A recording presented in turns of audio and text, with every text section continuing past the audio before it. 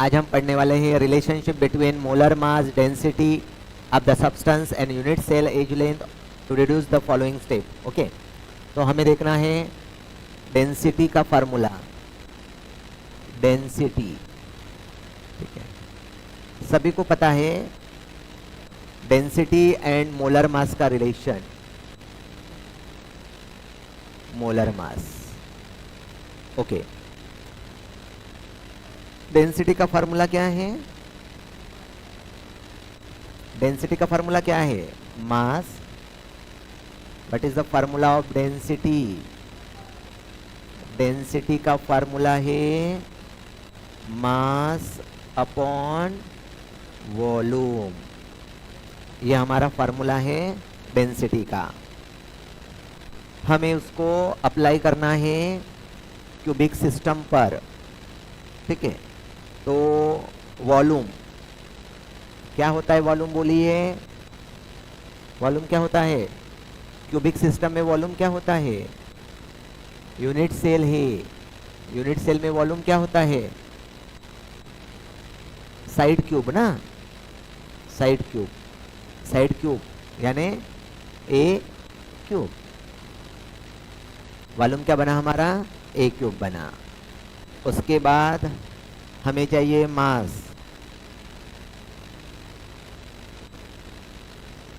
ठीक है ना, मास चाहिए। अब जब मास ऑफ यूनिट सेल क्या होगा? m into n। What is mean by n? Number of particle. How many number of particle are taken. So mass क्या हुआ हमारा? m into n। But in terms of, अब यहाँ पर ये दोनों वैल्यू पुट कर देंगे तो ये हमारे डेंसिटी का सिंबल हुआ। मास क्या हुआ हमारा? m into N upon volume का फार्मूला क्या हुआ? वॉल्यूम क्या है? A cube. Density m into N. अब यहाँ पर जो मोलर मास होता है, capital M stand for the molar mass. जो मोलर मास होता है that will be the mass into number of particle, Avogadro's number, that is called as the Na। So molar mass equal to m into Na। So what is मास निकालना है तो क्या होगा? m upon Na। तो ये अब value जो है इसमें पुट कर देंगे तो क्या होगा? m की वैल्यू को पुट कर दो, क्या होगा? Mass upon Avogadro's number into n upon a cube. थोड़ा सा शिफ्ट कर दीजिए इसको तो क्या होगा? क्या होगा? m into n upon Na into a cube. ये हुआ हमारा डेंसिटी का फार्मूला। आपको बोर्ड का इजी लगे तो बोर्ड का डिराइव करो, ये लगे तो ये लिखो, एज यू विश। ठीक है ना, जो भी आपको बेटर लगे वो आप देख सकते हो। ये है तो आपके पास लिखा हुआ है, ये लिखना है तो आप लिख सकते हैं। ठीक है, तो आप चाहे लिखना है तो आप लिख सकते हैं, अदरवाइज है वो। अब ये जो हमने फार्मूला जो डिराइव किया है, इसका हमें सबसे इम्पोर्टेंट प्रॉब्लम देखना है। ये जो हर साल मैक्सिमम टाइम एग्जाम में आपको दिखेगा, सिर्फ वैल्यूओं को चेंज करता है बट अदरवाइज एग्जाम में होता है दिस फार्मूला। चलिए, तो ओके, अब सबसे पहले यहाँ पर हम देख लेते हैं ये दिस विल बी द, ये क्या है हमारी डेंसिटी। m क्या होता है? m क्या होता है? Molar mass. Na क्या होता है? एवोगाड्रोस नंबर, जिसकी value 6.022 into 10 to the power 23, जो कि आपको गिवन रहेगी। ठीक है ना, उसकी जो वैल्यू है वो गिवन रहेगी। देन ए जो है वो क्या है, साइड, या उसको edge's length, side length, angle edge's length, ऐसा भी उसको बोला जाता है। क्या बचा, एन। एन क्या होता है, एन क्या होता है, simple cubic, use the value 1, body centre use the value 2, face centre use the value 4। यहाँ पर ध्यान में रखिए एन की वैल्यू प्रॉब्लम में देकर नहीं रहेगी। प्रॉब्लम में वो क्या बोलेगा, सिंपल क्यूब है, बॉडी सेंटर है या फेस सेंटर है, ऐसा बोलेगा। आपको एन की वैल्यू नहीं देगा। तो ये हुआ फार्मूला और फार्मूला में यूटिलाइज होने वाले टर्म। अब हम देखते हैं मोस्ट इम्पॉर्टेंट प्रॉब्लम जो रेगुलर पूछा जाता है। चलिए,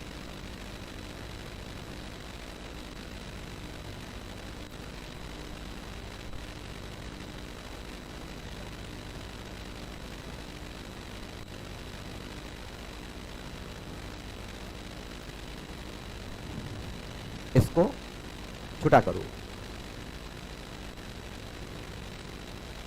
ऊपर का लिखना है, नीचे करो और ऊपर का लिखना है। ओके, चलिए तो प्रॉब्लम देखते हैं हम लोग।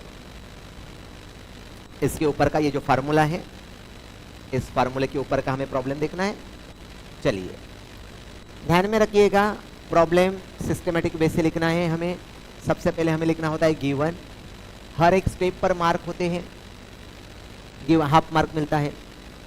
ठीक, मैं बताता हूँ ना, ये इतना सा न्यूमेरिकल 3 मार्क के लिए पूछा जाता है, ठीक है ना।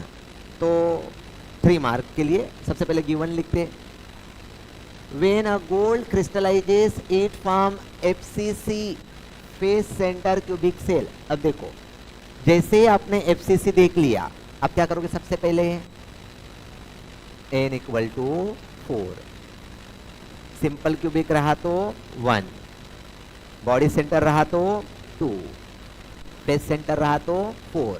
तो सबसे पहले हम यहाँ पर 4 लिख लेंगे। अब सामने पढ़ेंगे, the unit cell of the edge's length that is called as the side, थोड़ी देर पहले लिखा, जिसको हम किससे दिखाते हैं, ए से दिखाते हैं। कितना होता है, 408 picometre. Picometre to metre 10 to the power -12, centimetre 10 to the power -10 centimetre में चाहिए। 3 डिजिट की वैल्यू नहीं रखते हम लोग, छोटी वैल्यू रखते हैं। 2 डिजिट सामने कर दो, 10 टू द पावर -8 सेंटीमीटर। बहुत ही आराम से प्यार से ये करना है। ऑलवेज याद रखना है, आपको वैल्यू पीएम में रहेगी, डायरेक्ट 10 टू द पावर -8 लिखना है। 3 डिजिट में रहेगी, 2 डिजिट सामने दे देना है, या फिर ऐसा जो भी आपको बेटर लगे वो आप याद रखिएगा, ठीक है। यूनिट कन्वर्शन प्रॉपर होना चाहिए, बी मस्ट। तो ये हो गया A. Calculate the density of gold, क्या निकालना है हमें, डेंसिटी निकालना है। You have to find out the density of gold. Molar mass of gold is given, molar mass कितना है, 197 ग्राम पर मोल। अब यहाँ पर थोड़ा ध्यान रखिएगा, जो भी कांस्टेंट वैल्यूज होते हैं वो एक तो वो न्यूमेरिकल के बाजू में देकर रखते हैं, या फिर क्वेश्चन पेपर स्टार्ट होते हुए जब इंस्ट्रक्शन लिखे होते हैं तभी उसमें कांस्टेंट वैल्यू दिए जाते हैं। जितने भी आपको कांस्टेंट वैल्यू लगते हैं पेपर में, वो सारे कांस्टेंट वैल्यू इंस्ट्रक्शन में देकर रहते हैं। इसलिए इंस्ट्रक्शन को अच्छे से पढ़िए, इसीलिए आपको क्वेश्चन पेपर 10 मिनट पहले दिया जाता है। पेपर शुरू होने के 10 मिनट, आपको 10 मिनट क्वेश्चन पेपर देखने के लिए दिया जाता है। 10:30 को पेपर शुरू हो रहा है तो आपको 10:20 को ही पेपर दिया जाता है, ताकि आप 10 मिनट इंस्ट्रक्शन को पढ़ सके। खास कर फिजिक्स और केमिस्ट्री का पेपर के इंस्ट्रक्शन पढ़ना, क्योंकि जो कांस्टेंट वैल्यू जो होते हैं वो आपको गिवन रहते हैं। तो ये हमें फाइंड करना है। अब ये हो गया, गिवन हो गया। गिवन के बाद हम फार्मूला लिखेंगे। गिवन के बाद हमें फार्मूला लिखना है। यहाँ पर हाफ मार्क मिल गया आपको, फार्मूला लिखोगे हाफ मार्क मिलता है, ठीक है ना। अब फार्मूला लिखेंगे, क्या फाइंड करना है हमें, डेंसिटी फाइंड करना है। फार्मूला आपके सामने था अभी, क्या था, m into N upon N A into A cube, ये हो गया। अब वैल्यू पुट करना है, हाफ मार्क 1 मार्क होगा। वैल्यू पुट पर 1 मार्क होता है, वैल्यू पुट पर कितना, 1 मार्क। चलिए अब वैल्यू पुट करते हैं, 197। एन की वैल्यू कितनी थी, 4। एन की value 6.022 into 10 to the power 23 ए। एक किधर गया, अभी था यहाँ पर, ये 4.08 इंटू 10 टू द पावर -8 का क्यूब। 2 मार्क हो गए आपके। अब होता है final mark, answer with proper unit. अब इसका जो आंसर है आप अपने कोई भी टेक्निक का यूज कर लिख सकते हैं। आपको लॉग टेबल अलाउ होता है, लॉग टेबल अलाउ होता है। कौन सा लॉग टेबल, आपका वाला नहीं, जो आपके पास जो होता है लॉग बुक, जो आप रेगुलर यूज करते हैं, वो लॉग बुक अलाउ नहीं होता है, बोर्ड से आपको दिया जाता है। तो हाँ, ये लॉग बुक अलाउ नहीं होता। तो ये जो लॉग बुक है हमारा, ये हम, क्योंकि इसमें फार्मूले, यूनिट कन्वर्शन सब कुछ है ना, तो ये अलाउ नहीं होता है। बोर्ड की तरफ से लॉग बुक आता है और सामने रखे होते हैं। जिसको भी लगता है, इन्विजिलेटर जो होता है उसको बोलना पड़ता है कि हमें लॉग बुक सर दीजिए, वो आपको लॉग बुक देता है। ठीक है, मांगना पड़ेगा, सामने में रखे होते हैं, ठीक है। तो ये लॉग बुक नहीं, आपका लॉग बुक यूज नहीं करना है, वहां से आपको मिलेगा, ठीक है। तो by using log book, any other traditional method करो, कैलकुलेट करो, जो भी आप करना चाहे, जैसे भी आप कैलकुलेट करना चाहे आप वैसे उसको कैलकुलेट कर सकते हैं।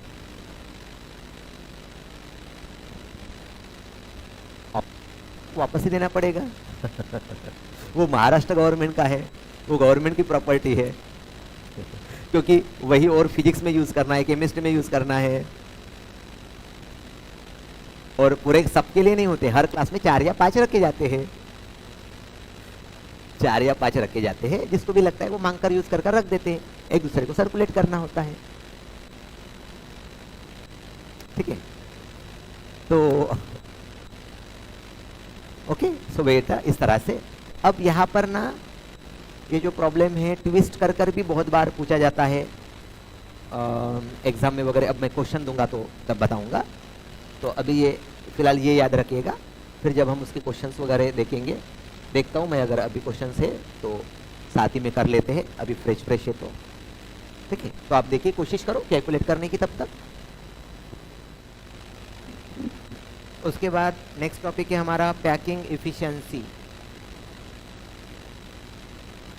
Packing of particle in a crystal.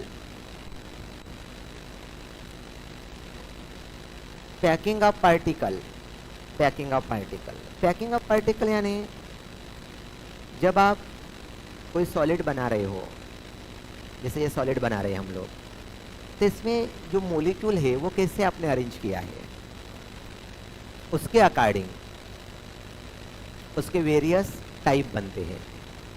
क्या बनते हैं, उसके टाइप बनते हैं अरेंजमेंट के अकॉर्डिंग। मान लीजिए इसको मैं अरेंज करने के लिए मॉलिक्यूल इस तरह से अरेंज कर रहा हूँ,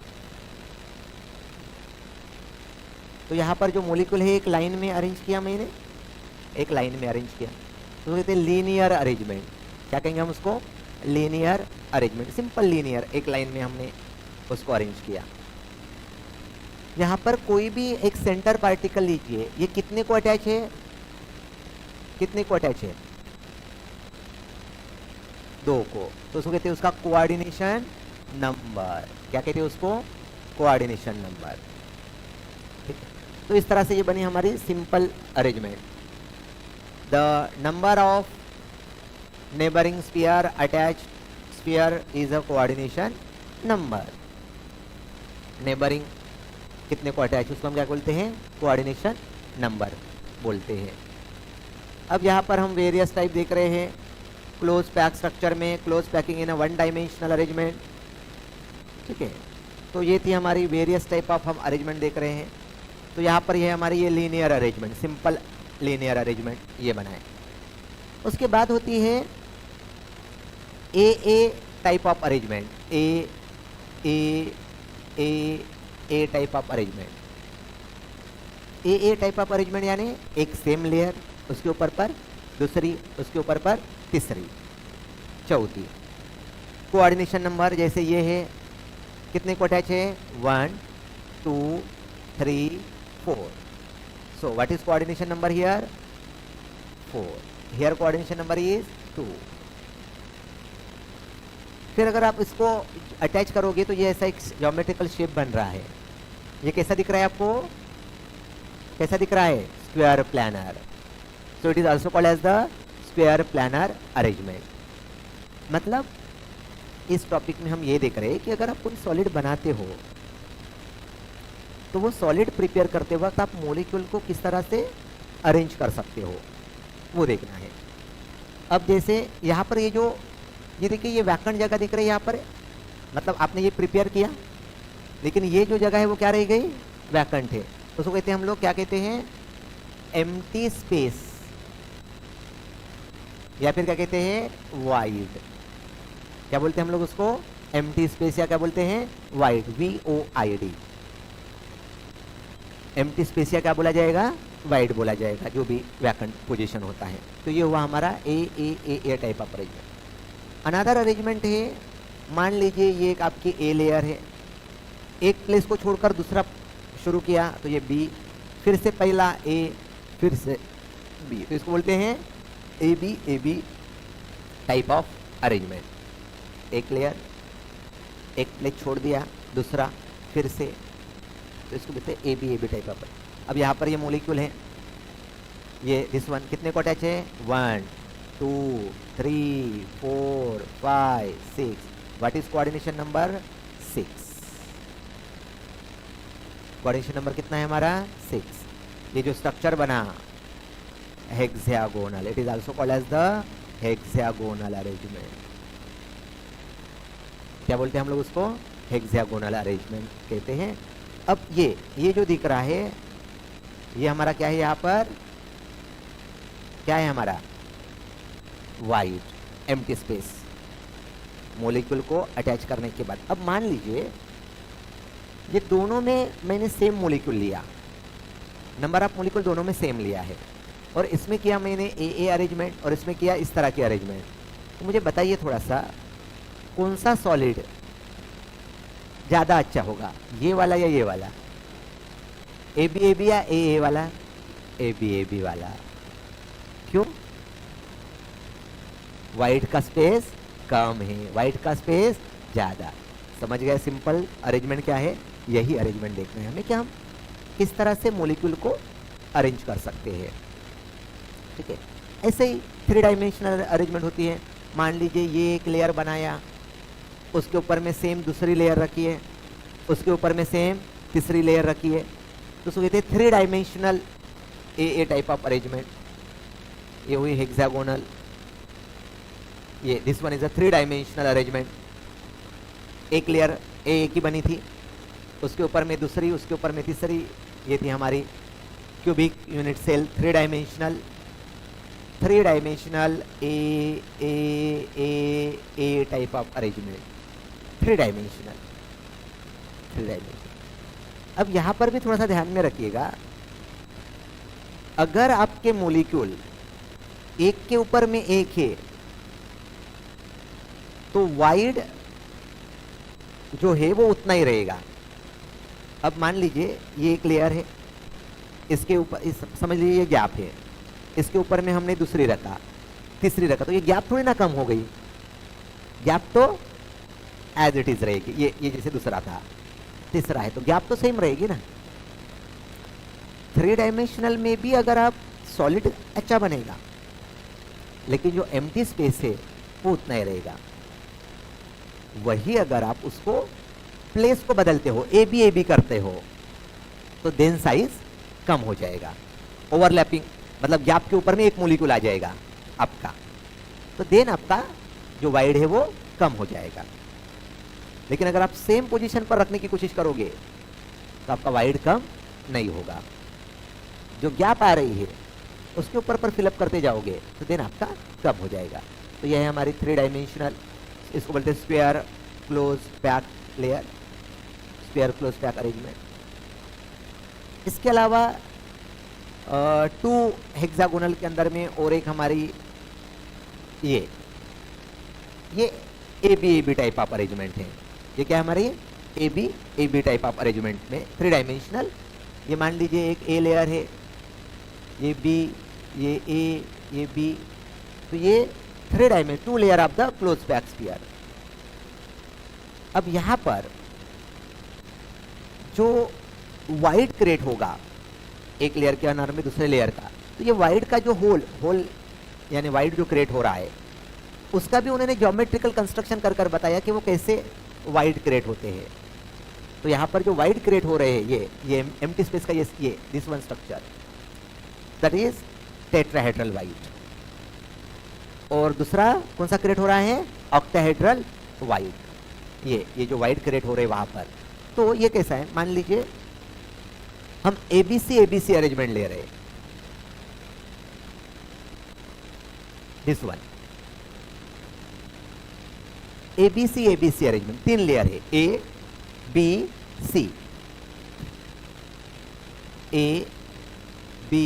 सी 3 लेयर ले रहे एबीसी अरेंजमेंट। अब देखिए जब आप एबीसी अरेंजमेंट लेते हो तो अगर एक लेयर पर आपके अगर 6 मॉलिक्यूल है, एक लेयर में अगर आपके 6 मॉलिक्यूल है तो उसके ऊपर में 3 मॉलिक्यूल रहेंगे और नीचे में 3 मॉलिक्यूल रहेंगे।